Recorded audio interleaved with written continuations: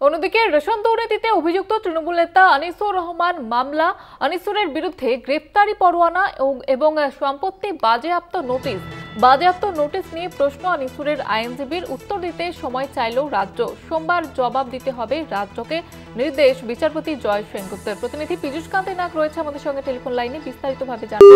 পীযূষ কান্তি,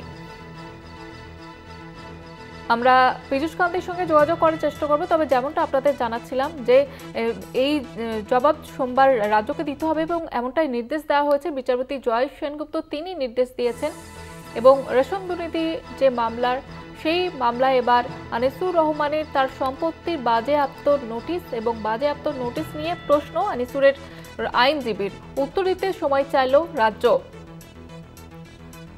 আমাদের প্রতিনিধি পীযূষ কান্তি নাগ রয়েছে টেলিফোন লাইনে। পীযূষ কান্তি, সেক্ষেত্রে আনিসুরের আইনজীবীর তরফ থেকে ঠিক কি দাবি করা হয়েছে এবং রাজ্যের তরফ থেকে বা কি বলা হয়েছে?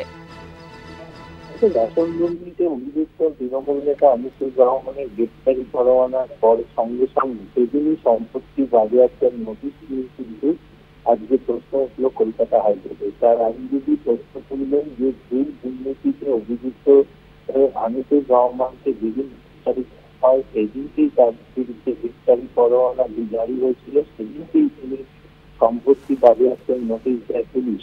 সুপ্রিম কোর্টের একাধিক রায় রয়েছে এই নোটিশ সম্পূর্ণভাবে বেআইনি। যদিও গ্রেপ্তারি পরোয়ানার ক্ষেত্রে কোন রকম ভুল ছিল না এমনটাই মন্তব্য বিচারপতি জয় সেনগুপ্তের, তবে বিচারপতি পরিষ্কার জানিয়ে দিয়েছেন যে সম্পত্তি বাজেয়াপ্তের নোটিশ কখন পুলিশ সেদিনকে দিতে পারে না। কলকাতা হাইকোর্ট আগামী সোমবার মামলার পরবর্তী শুনানি। একেবারে ধন্যবাদ জানাবো পীযূষ কান্তি।